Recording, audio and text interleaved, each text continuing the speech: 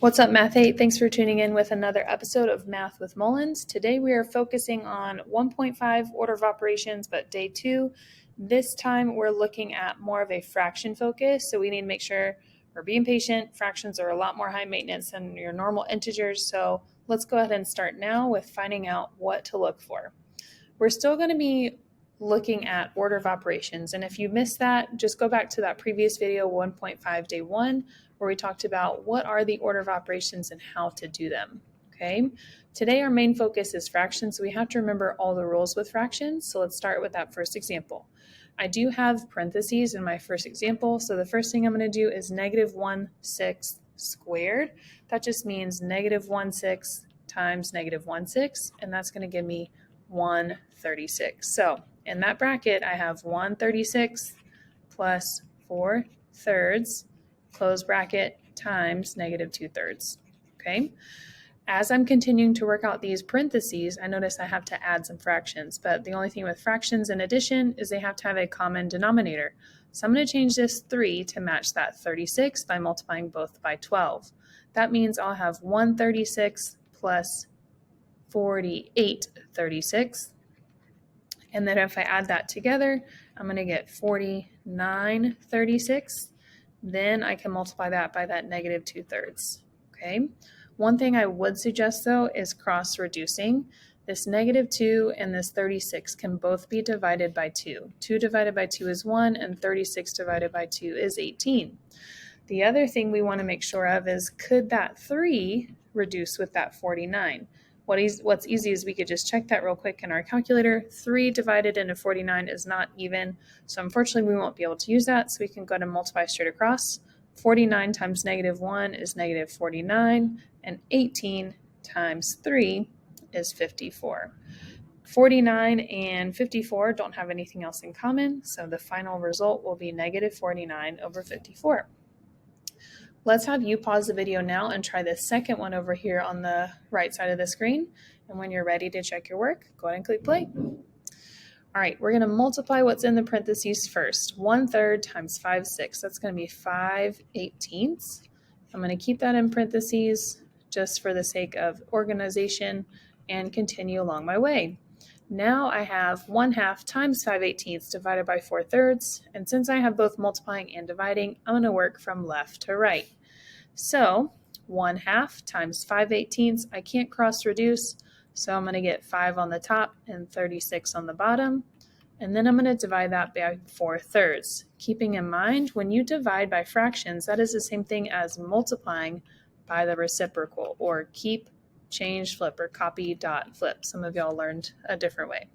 So that means I'm going to take 5 over 36 and multiply it by 3/4. I do see one way that I could cross reduce here. 3 divided by 3 is 1. 36 divided by 3 is 12. So now I just do 5 times 1, 5, and 12 times 4, 48. How'd you do? Going on here, we have question number 2. Sorry about that interruption.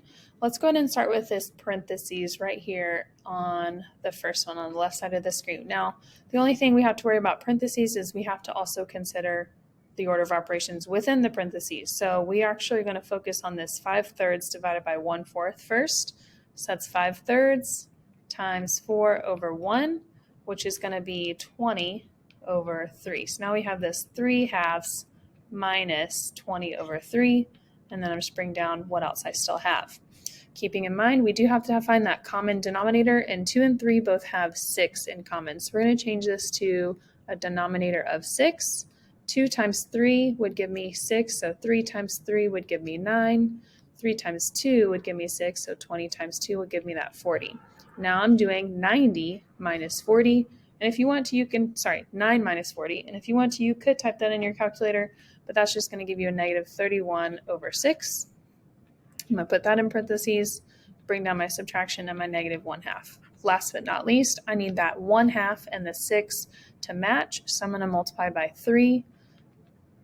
So I'm going to have negative 3/6 minus negative 31/6, and then I simply just subtract the top two numbers. Negative 3 minus 31, negative 31 is actually negative 3 plus 31, and that's going to give me 28 over 6.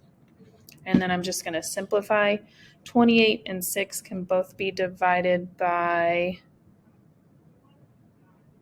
2. So I get 14 thirds. If you want to leave it as an improper, you can. If you changed it to a mixed number, 14 thirds is approximately 4 and 2 thirds. Okay.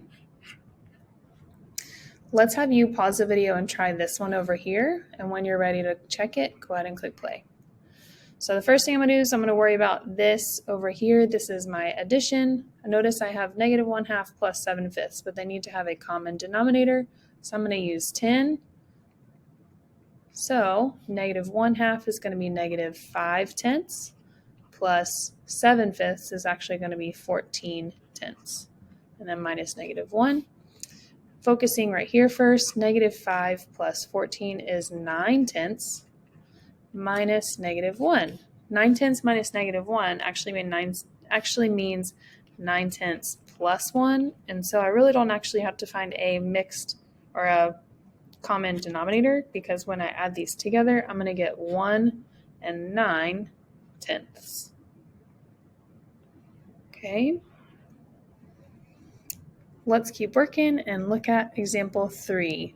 So this one would be a great one to try on your own. So we can pause the video here and try this on our own. And when you're ready to check, go ahead and click play.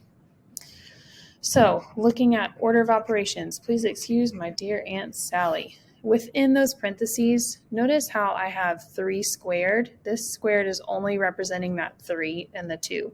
So that means 3 times 3, which is 9, and 2 times 2, which is 4. And I'm subtracting that from 5. 5 would technically be over 1, but I still need to have that common denominator. So I'm going to multiply by 4 and get 20 over 4. So now I'm going to do 20/4 minus 9/4, or just 20 minus 9, which is 11/4. Now I'm ready to bring down this division symbol and the negative 2/3. Remember, dividing fractions is the same thing as multiplying by its reciprocal. So I'm going to flip that second fraction, keeping that first fraction the same. I can't cross cancel, so when I multiply straight across, I get negative 8 over 33, and my answer is already in simplest form. Our last one we're going to try is example 4. Again, let's take time now to pause the video by yourself, try it, and when you're ready, click play to check your work. All right, last but not least, order of operations. We have in here the parentheses. I'm going to make sure we have the same denominator first before I get rolling. Negative 3/4 minus 6/4. And just keeping in mind, this is plus negative. So negative 3/4 minus 6/4, that's negative 9/4. And then on the outside of the parentheses, this is an absolute value symbol. We'll talk more about that in lesson 1.6, but that's just equal to 2. So I have 2 minus negative 9/4. Again, we can say this is 2 over 1, and to find a common denominator, I'm going to multiply by 4 here. So that is 8 over 4 minus negative 9 over 4. Minus a negative just means plus positive, so 8/4 plus 9/4 is equal to 17/4. So you can keep it in this format here, or you can say this is 4 and 1/4. Okay, that is going to conclude our notes for today. I know this was tricky, but thanks so much for hanging in there and being patient. Have a great day, and we'll catch you next time.